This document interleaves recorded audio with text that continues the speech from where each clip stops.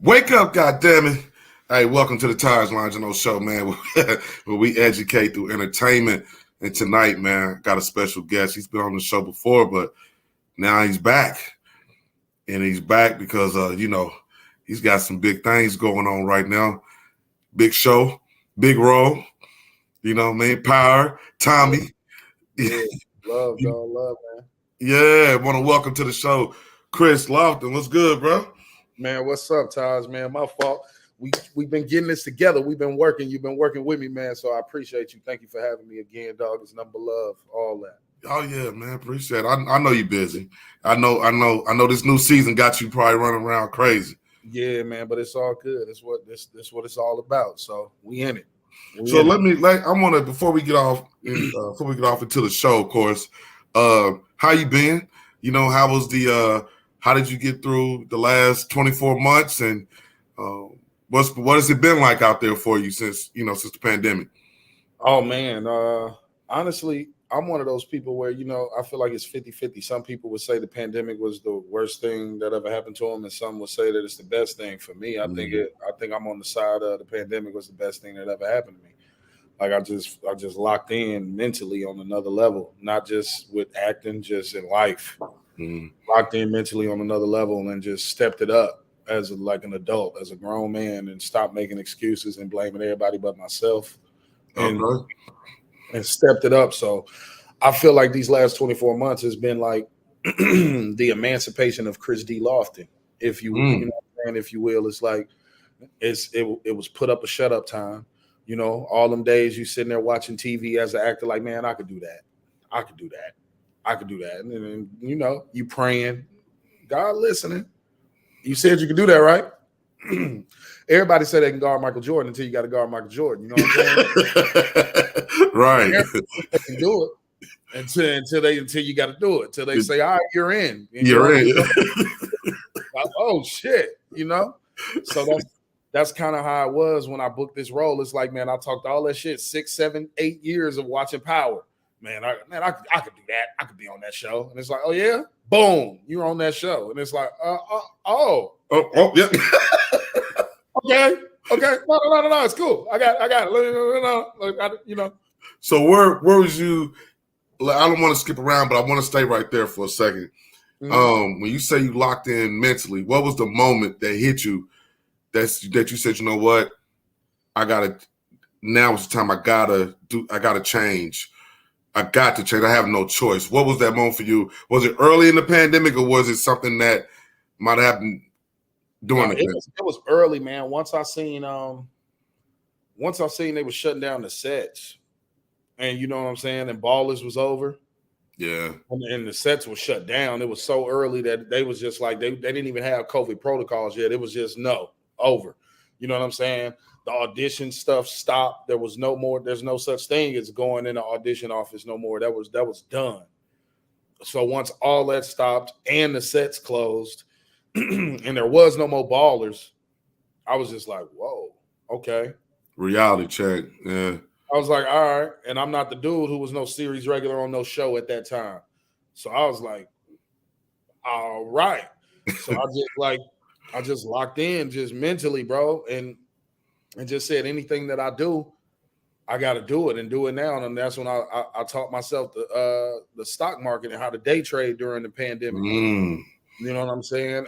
And I made a couple good trades, and that was those good trades. Shout out to Tesla, man. I made a couple good trades. I got in right before they announced that 5-to-1 stock split. I was in there. I was holding like 11 contracts because I only do options. Okay. So I was holding like 11 contracts. For the people out there who know, they gonna know. Yeah. I was holding like 11 contracts of Tesla. The day before they announced the 5-to-1 stock split, it shot up like $148 after hours. I was sitting on 11 of them. I made like 12 G's off of $300, like a $330 investment. And I just kept going from there. I got real interested then, and then I just went down the rabbit hole. And then before you knew it, I was into all of that. And I was like, all right, if it don't even matter. Right. Now if I get a role. Did you get in the Apple? Because no Apple Apple Yeah, and I got Tesla. into Apple a little bit, but I just really held their shares. And then I Okay. started looking at it and I was like, damn, why didn't they teach us this type of stuff in school? And I'm like, man, see, they don't teach us this. I'm like, damn, is this how white people would feel back in the day when it's like Right. Christmas time and they didn't have to scramble around for money? And it was just like, oh, we'll sell a few of my shares, buy them Yeah. Christmas. And I felt like that, and I felt like an adult. I was like, you know, I think my mama had asked me to borrow some money, and I said, you know, I'm going to have to move some things around, but I'm sure I can take care of you.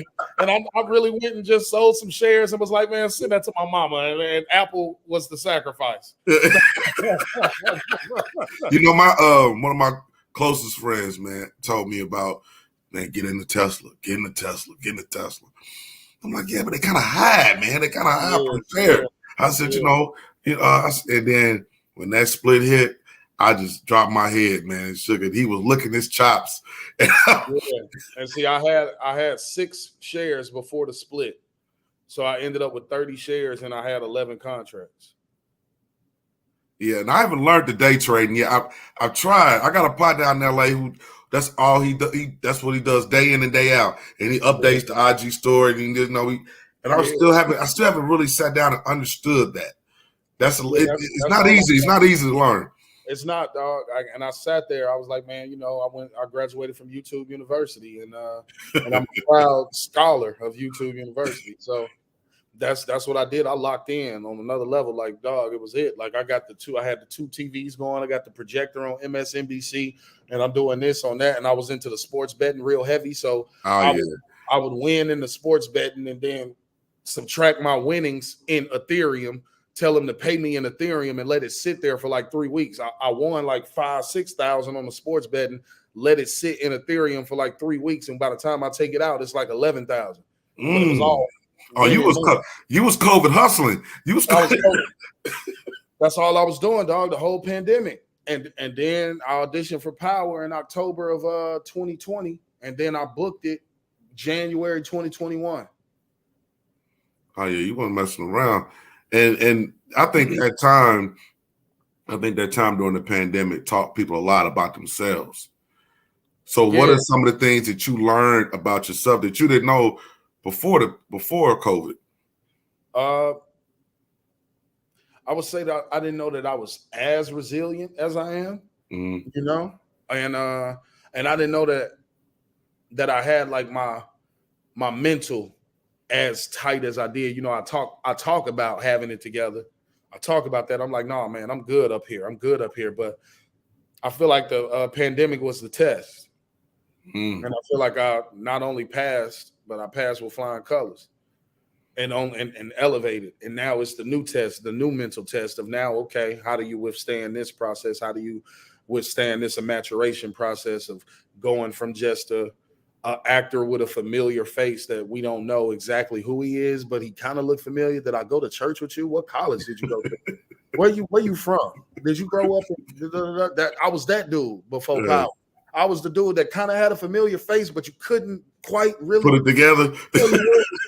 But nigga, I know you from somewhere. Power is like, nah, you that dude from Power. That's what Power does. It's like, nah, we don't ain't no playing. Yeah. That nigga from Power. No, like, right. And that's it. That's what Power has done that. So it's like withstanding that mentally and staying solid, staying the same, and just, you know, staying the course, bro, and never getting too high, never getting too low, you know? You know, I got my questions here, and I'm like, we having the conversation is this great right here where it's at, and I don't want to lead us too early where people miss something. You know what I mean? You know, you said you got off into sports betting, and I do that from time to time. Oh, now, yeah, I'm a. Hey, I ain't right. I ain't gonna lie. Hey man, I got turned out bad, man. I got a homie who they was winning 500 here, 8,000 there, another 1,500 there, lose 5, come back, win 3. And I'm like, man, I need in. I'm not really a gambler, but I need in. I'm tired of hearing about these numbers. A lie, changed my life, brother. I ain't gonna tell you no lie. But I don't, and I want to. I mean, we ain't gonna stay on this too long. But football to me is better than the basketball because in basketball, too much. I've seen too many times more than none that they don't cover the spreads like that. See, I don't really bet too many spreads. I only do I do spreads in certain situations, and I always do an alternate line. Most of the time, I don't make a spread. You know what I'm saying? So, like, well, I really don't really do that. It's mostly money line unless it's just too high. Like, I'm not about to bet no 480 minus 480 money line unless it's part of a crazy parlay just to add a leg. If it's like part of a 10-team parlay or something, I'll throw a minus 480 on there. But if it's not, there's like a waste of time to do that. I'm not gonna do that. I'll bet the line in, but I'll make an alternate line, change the line. But yeah, like I'm in, bro. But I would take basketball. I honestly would take basketball over football because I feel like basketball is kind of more of like a any day you could lose type thing. But I feel like it's more reliant on 5 to 7 players, whereas football, you can have somebody you never heard of go out there and just go crazy. Star quarterback. But here's the flip side to that, though. Here's the flip side to that. Basketball, it used to be you knew who was gonna win the game. You ain't got a shot at this. I know this. I know who's winning. It ain't like that no more. That's what throws the gambling off because you know if you got Milwaukee and let's say Orlando. Right. Milwaukee that's the one that lose to Orlando. Exactly. The Bucks are supposed to wipe their ass clean. It's supposed to be a no-brainer. We're going to go in here and kill them by 40. Everybody wins. But see, that's why I usually stay away from those games. If I saw that on the ticket, Milwaukee playing the Orlando Magic, what I would probably do, how I bet, I would probably, if that was the case, I guarantee you the spread would probably be Orlando plus 12.5 or 13.5. I would go alternate and I would take Orlando plus like 18.5. Like just don't lose by 20. I'd rather take that bet than to say Milwaukee just gonna outright win because they might lose. I done seen them do it. And if they do, I'm covered. I'd rather Milwaukee have to beat them by 25, 30 for me to lose than for me to bet Milwaukee to win and they lose. I feel better about it. I feel way better about it if I took Orlando to just not lose by 20. Like we did a Laker game the other day. And I'm like, come on, this you can pull this one out. Like this is just it's not gonna take a whole lot of effort. Hey man, them jokers lost by 20. Yeah. But see, I get good on the basketball though with the I do the winning margins and I smack like that because the parlay odds are so crazy. Like I do winning margins. Yeah, we're going to talk about that another. We'll talk. Yeah. We'll talk. So now that you're back, you know, you're on set, got power, the biggest show ever. It took me a minute to get into power because I was still stuck on Terrence Howard and Taraji over there at Empire. I was watching that first. And then people kept asking me, "Man, you watch Power? You watch Power?" I said, I don't know, man. I'm over here right now. Right. It took me. I had some time off, and it took me to have that time off to sit down, and I watched season 1 all the way through. I think like season 5 or 6. I got caught all the way up. Mm-hmm. I did not leave the couch till I was done. One of them shows. One of them shows. I never watched Empire again after that. It was a wrap. It's one of them ones, man. That's why. So with you being back, with you on Power now, and you busy. Are you still doing the day trading? Are you still able to do that, or is it? Yeah, I mean, now it's just a lot of just holding it there until I get, I start another job or hopefully go back for Power for season 2 if Jannard make it. We don't know. We still got 3 episodes left to see if Jannard gonna make it to season 2. But so we'll see on that. But I tend to like do it more when I'm playing with house money. Okay. You know what I'm saying? Yeah. Like I just used to use, that's what I was doing the whole season while we filmed season 1. I just used my checks as used it like I got an investment of somebody else's money to trade and the sports bet on, and I doubled it and just kept that's all I did the whole season. I was like, oh, y'all gonna give me what? Y'all gonna do what? On what day? How many times? How many? Okay, bet. I'm like this. I'm just gonna put this here, and I'm gonna do this, and I'm gonna do that, and then my goal, and my castmates will tell you, I told them my goal before I filmed was to make more money from sports betting and the stock market than I do from the show. And that's exactly what you did. Well, I ain't gonna say I did that the first season, but I got pretty close. That's what's And up. I wanna do that. That's the goal, because you know what I'm saying. It's about the passive income. Like 50 said So in now, his now, interview. now that now that you've learned how to you learn how to hustle different during the pandemic, have you also Yeah. learned how to spend different and save different throughout this same time period? Well, yes and no, because I'll say this. I feel like yes, because there are moments where we just don't have you don't have time to spend no money. You know what I'm Right. saying? Just flat out, bro. You ain't got time to spend no money. You worked a 16 or 14, 15, 16-hour day. You got home at 2 in the morning. You got to be back on set by 8, 9, or whatever in the morning. And you're finna do it again. And then you're doing that 3, 4 days in a row. You ain't really got time to spend no money except on, like, I guess, food. But then there are those days where, let's say you filming an episode and you're not in as much of the episode as you were in episode 4. You know what I'm Mm-hmm. saying? So you might only work 2 or 3 days on that episode, but it might take them 11, 12 days to film that episode, but you only got to work for 2 of them. So it's just like a spurt where you might be off for 9, 10, 11 days. You just off and you sitting there just in the city. You're not at home, you know, because we on location. Even though luckily for me, Chicago is where I'm from. But so, Right. you know, if you're off, one of your castmates are off and the other one's off, everybody's like, hey, let's go get something to eat. Hey, it's a lot of dinners. Yeah. So you spend way more money on dinners than I ever have, because I would never go out to eat that much because Kris don't care. Like I will just chill. I will cook, or I will just be good. I'm gonna go stop and get something quick. A lot of dinners, bro. So I feel like a lot of money spent on dinners, but I do spend different because, like, I don't even really care about what I'm wearing because I'm about to take it right off when I walk in my trailer. So I don't even really. I just feel like I'm stocking up on shoes though. Like I'll find myself on StockX all the time, just being like, you know what? Hey, that's my app. That's me. And I'm just like, well, at least I'm gonna wear these to set.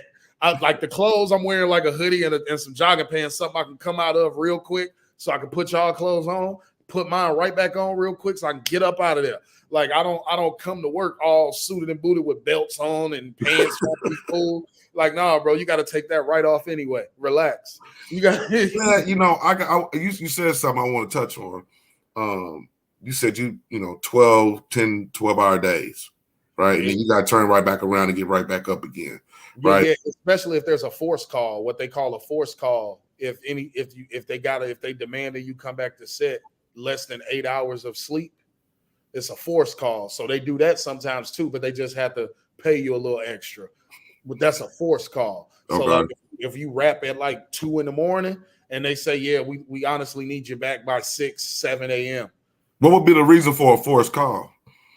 They just want to make sure they get the shots, or like let's just say the location that you were shooting it at, they might only have the location secured for so many hours. And they need to get the shot so they don't have to try to re-get it or miss their spot because somebody else has it from this time, or you know what I'm saying? It's just a lot of technical stuff that go behind it that, you know, the world never thinks about. So like sometimes we might have to do it, or let's just say one of the extras can't work the day that they wanted to do it, or one of the other cast members can't work the next day. They're like, oh, well, we need to do it tomorrow. So we're trying to move some stuff around. Like anything could happen to where they could just ask that of you. They don't demand it, they ask it.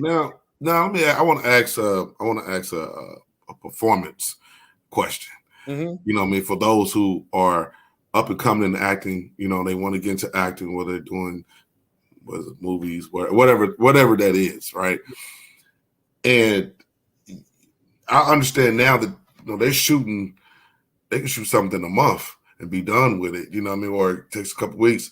How hard is it, man, to remember that damn script? You know what I mean? Like if you're on almost, you know, if you're in every scene, if you're in every episode and you're working those kind of hours, how difficult is it to kind of remember that script? And you got to be ready, you got to be on point for it. I mean, well, for me, it's not honestly not hard. I feel like I have a photographic memory, and I attest it to that a lot. And especially if I actually like hear it out loud or like say the person I'm supposed to be doing this with, if they read it with me and I read it 2-3 times, because when I read the script, I read it like it's a book. Like I read it like it's a book first. Like, and then because at the end of the day, when somebody finished reading the book, right? And they say, hey man, what was that book about? You're gonna be like, man, this girl comes Right. to the throne, and then this dude walk in and he like, hold on, hell no, that was mine. You know what I'm saying? You ain't gonna even have to think to remember it. So I read it like it's a book and a story. So now it's like, oh yeah, this dude Diamond come in and he like, bro, who you talking to? And I'm like, what? Boy, and then it's then somebody come in shooting and we and then we and then by the time before I think about it, I'm like, wait a minute, I know it. And then it's just a matter of knowing the actual words. Right. And to me, that just comes with, like I said. Is that one way that you prepare? Like, is there a certain way, a standard way that actors prepare for their role? I mean, prepare for roles, or is it everybody has their own unique technique how they do it? Everybody definitely has their own process. Like I do my homework on it. I break down the scene. I break down the script. Like I take the action and I find the moments. Like I find the beats. We call them beats. Like those moments where it's just like subtleties, where it has nothing to do with words and nothing to do with actions. It's just like in normal conversation when I take that beat and I let people know that it's serious. That beat, you find those find those beats in the context and you find your moments, because it's certain things like it's just moments, man. Like everything ain't necessarily about what you're saying. It might be about what you're doing. There could be a moment, something as simple as the action says Jannard picks up a lighter next to him, right? And that could be a moment where it's like, you know, I pick it up and just do something crazy with the lighter. And that could be a moment. You know what I'm saying? Everything, like you look for the possibilities of moments.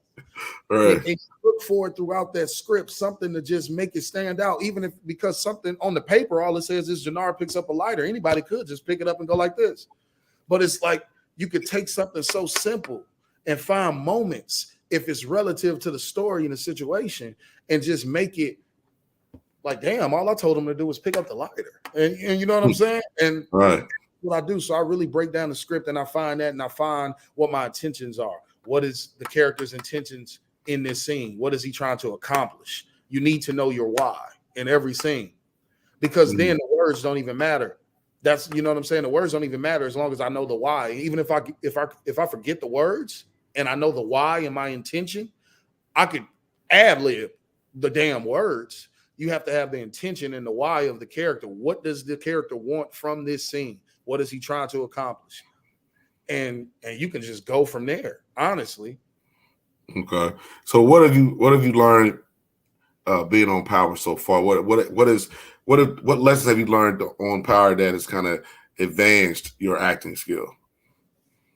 Man, I learned that you don't take no takes off. No takes off, no breaks, bro. Like, it's like we bringing it every single take because it's a high level show.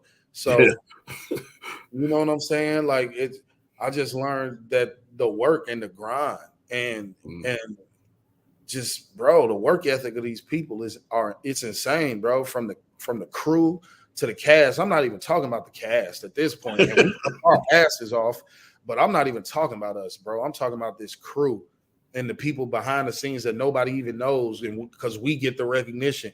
But these people, bro, I ain't gonna hold you, bro. To see it firsthand, they work their asses off, bro. Like the whole crew, the writers, just everybody, the producers, they know what they're doing over there. Like they got a formula. They know what they're doing. I just learned work ethic. And if you can have good work ethic and have a team around you who truly know what they're doing, and they all have like the same passion and end goal, you know, because there's more than one way to skin a cat. So everybody ain't going to agree, especially on a set. Right. Everybody is not going to be in agreement, especially when you're dealing with this many creative minds. It's just not going to happen. You're not going to get everybody to agree.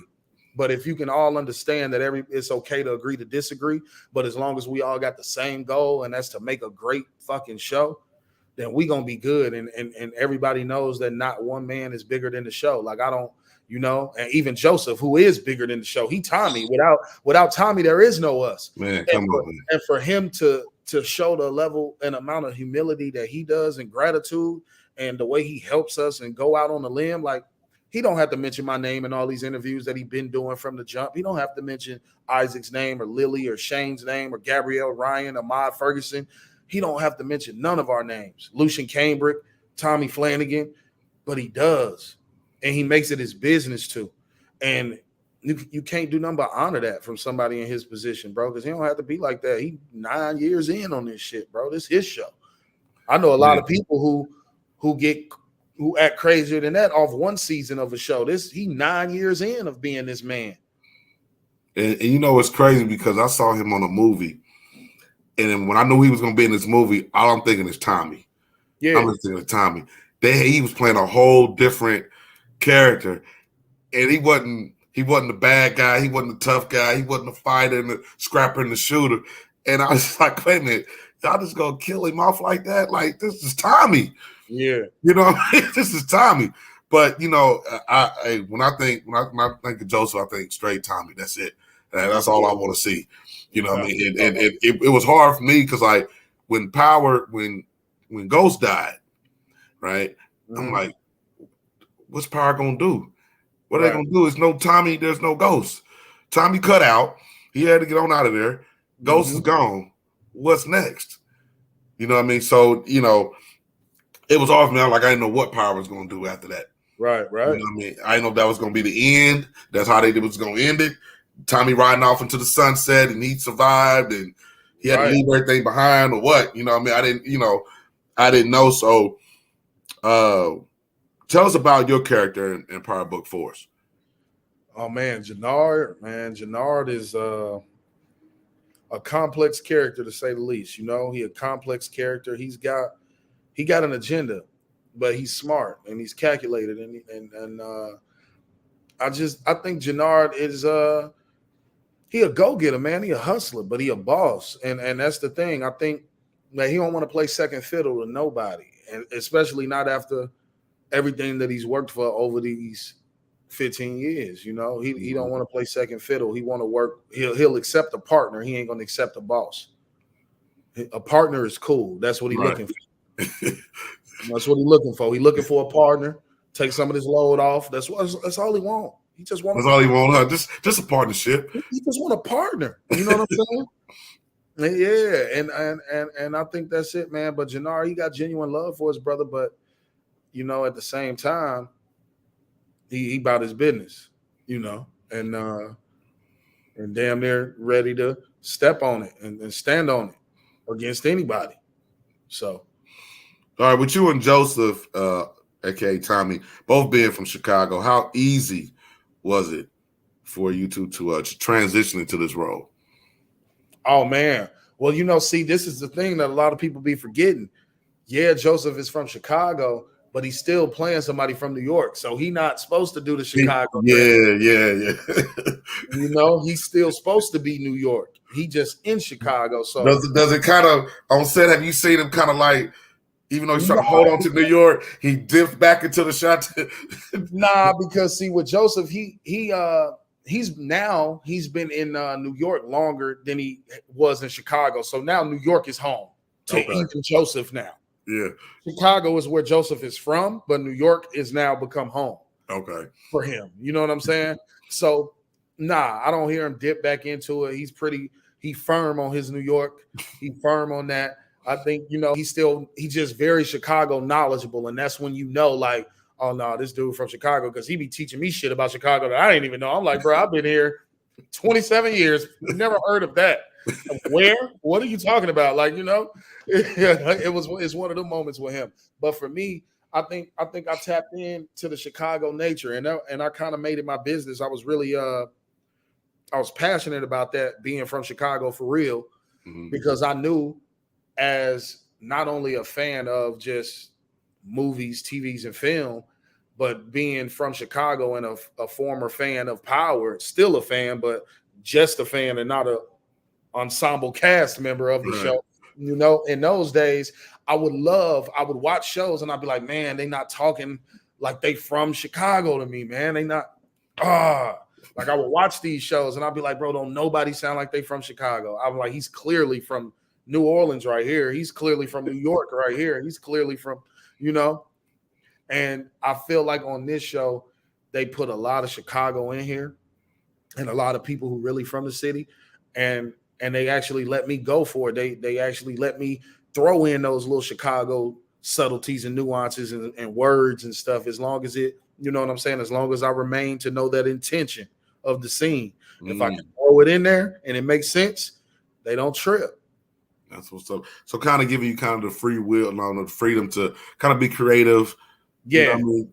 Yeah, they definitely allow me a creative space over here. There's nobody that's been overbearing. You know what I'm saying? You know, but just in any job, you still give them a clean take, just out of respect to, because you respecting everybody's position. Everybody has a job. So for the writer of that episode, as an actor and as just a fellow, you know, worker, I'm gonna give you a take where I say the words that you wrote, because, you know, just like this is your big shot, it's my big shot too, and I got to respect the fact that as a writer, this might be your big shot too. You know what I'm saying? So I'm conscious of that when I'm doing these things. And for directors, when he wants me to do something his way, how do I know that this isn't his big shot and he's trying to take cinema and TV and film to a new perspective? And maybe that's why I don't understand why he wants to shoot it like this. But in 6 years, he gonna come back and be the man, and it's like, hey, yo, Kris, remember that episode of Power I did? Let's go work. So you got to allow everybody they do diligence and they do process, because you just never know. You know, everybody, this could be their shot too. You know, you got to be conscious of that. Just like it's mine, it's probably a lot of other people getting their shots too. So, yeah, because this is power. Yeah. Everybody's watching. Yeah, everybody's watching it. So that's why I always try to salute the directors and the writers on my social media every episode, bro, because I know how hard it is, and I also want to direct and write one day. So I'm sorry not to cut you off, but you actually just did that.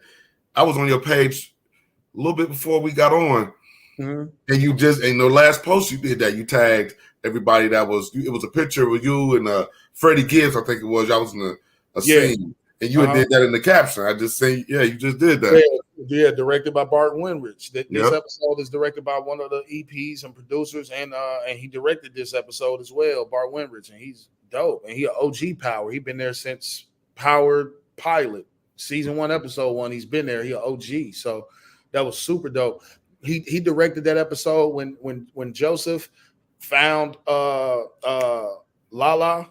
dead. Yeah. And he walked in, dropped the ring. That episode of Power was directed by Bart Winrich, and he's directing our episode this Sunday. That's what's up. Now, the show highlights racial division in Chicago, which we all know is a real thing. Kind of talk to me about that. Oh yeah, man. Chicago, I think, is one of the most segregated cities in the world still to this day. We kind of state ourselves. Everybody does. Like, you know, the Greeks are over here. The black people is over here. White people got their neighborhood. Mexicans got their neighborhood. Latinos, you know what I'm saying? It's kind of like that. We're kind of just, but now Chicago is becoming like a place in the downtown where now it's one of the most diverse cities in the world, but the most segregated at the same time, which is crazy. We have a huge Polish population in Chicago. We have like crazy amounts of people. Our Chinatown is crazy there. Like, you know what I'm saying? Like, Chicago is very cultured, but very segregated at the same time, man. And I think that with this season of the show, we kind of show that to an extent with the Flynn's and CBI and Joseph and stuff. We kind of show that. We kind of show a little bit of that, and I think we tap into it a little bit more later on in these episodes. You know, you spoke about Chinatown. Now, it's a few times I've been to Chicago. It was long time ago. And,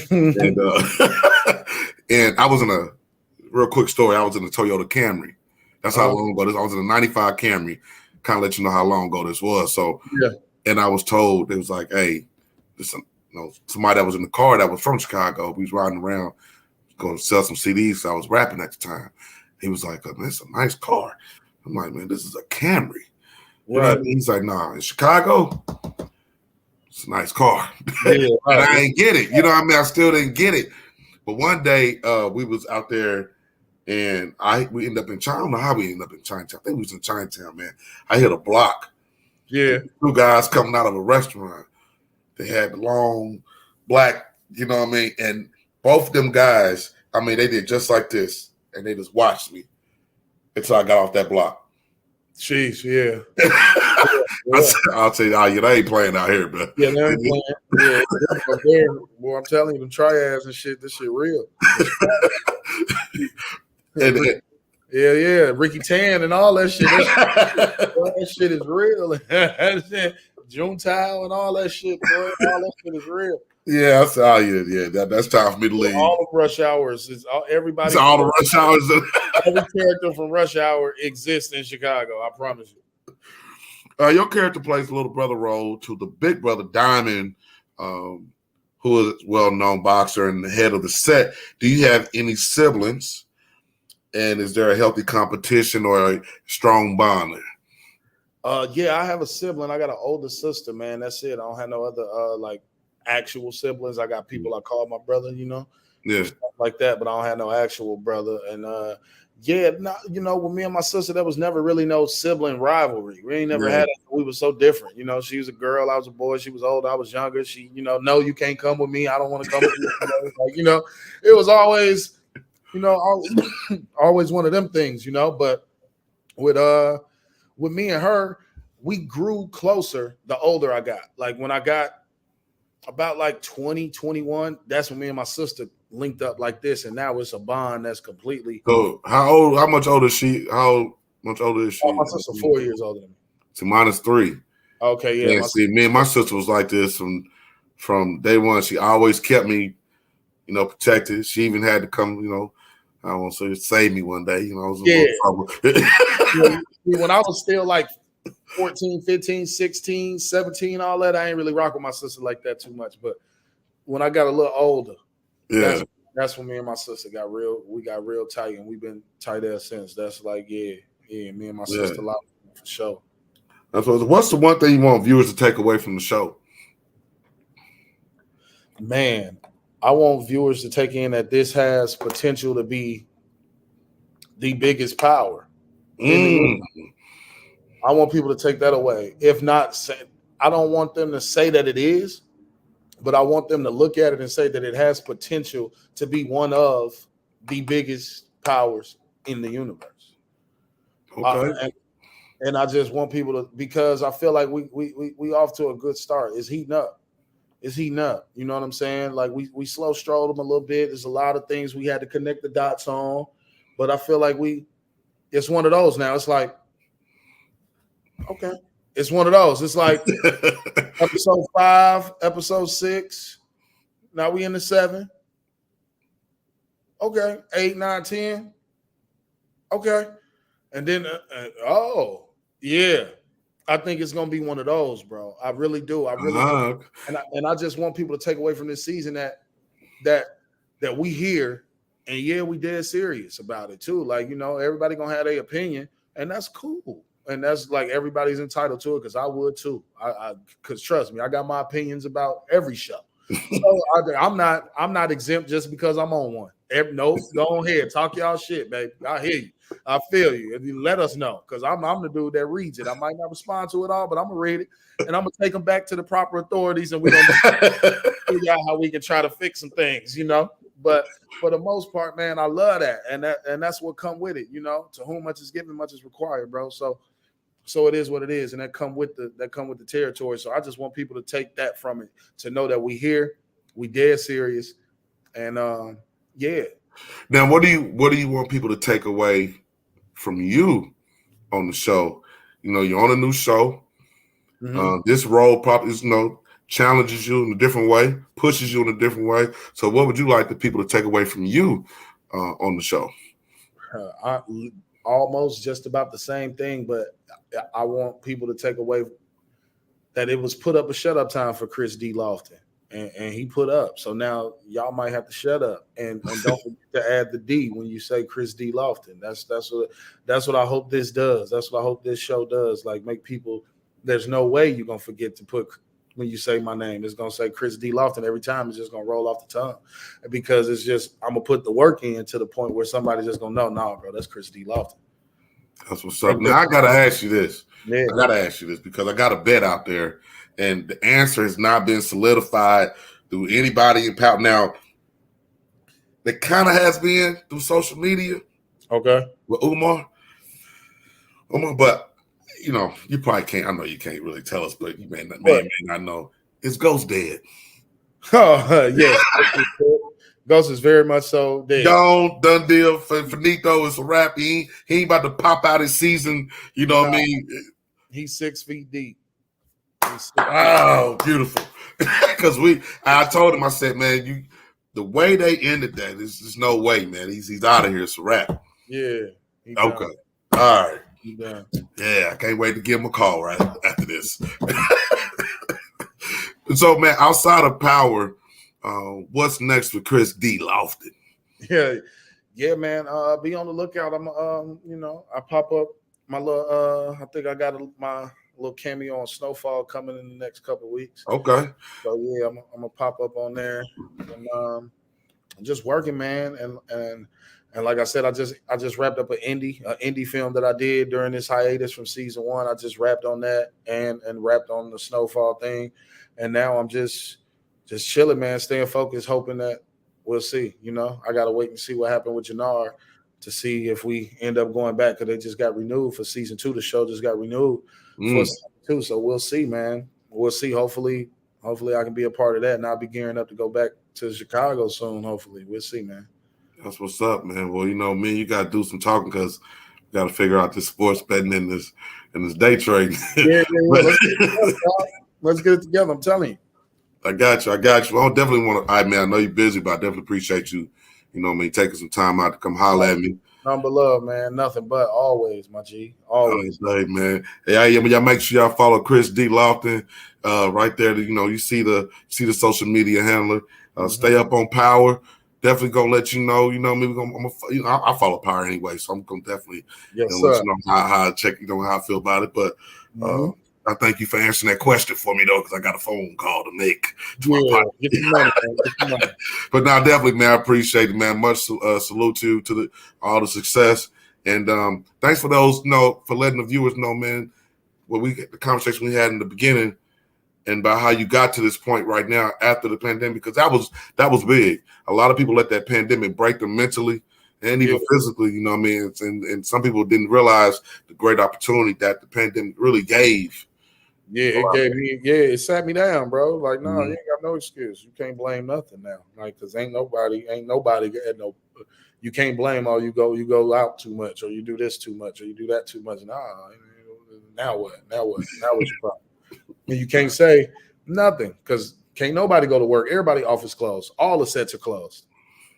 So literally, it was like everybody had to start from ground zero again, and it was really about who the real hustlers showed. Yeah. Pandemic showed the real hustlers. Yes, it did. Who really know how to, like, what's up? Who know how to put them plays together? What's up, bro? Like, all right. Everybody, a lot of people just was, oh my God, everything's shut down the office. What am I going to do? And I was like, damn, they shut it down for real? All right. Right. Plays, putting them together. Like, I had to figure it out, but I feel like, that's what it did, man. That's what's up, man. Well, much love, man. Again, thank you. Appreciate it. Salute. None but, G. I appreciate you, my dog. All right. Anytime, G, just hit me. Bet. All right, man. Thank y'all for watching Taj Longino Show. Make sure you follow Kris D. Lofton. Make sure you follow Power. If you haven't, if you don't, I don't know what to tell you, but you need to go and get locked in, man. Until next time. Oh, one last thing. I always ask people this, and I think I asked you the last time, but let's see if it changed since the last time we spoke. Give me your 3 keys to success. Resilience, intuitiveness, and silence. Why silence? Because you got to learn when to shut the fuck up sometimes. Fair.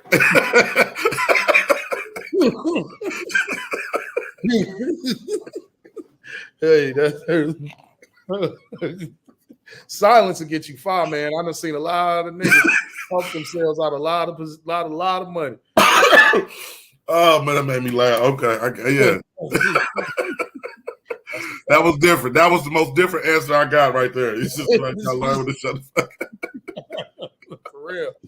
Kris Hey. D. Lofton, man. Tires Longino Show, man. Appreciate you, G. Love, dog. Peace. Boy.